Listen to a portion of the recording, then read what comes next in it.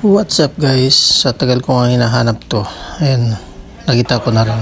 Ayan, nahanap ko na rin. Nakailang ikot-ikot ako kumakita. Ayan, dito lang pala to.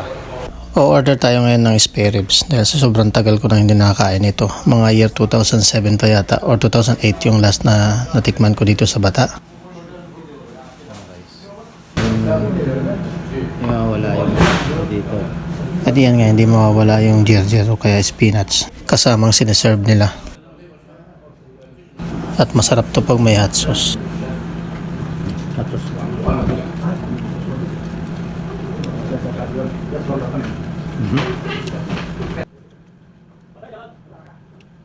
Nag-take out na rin ako.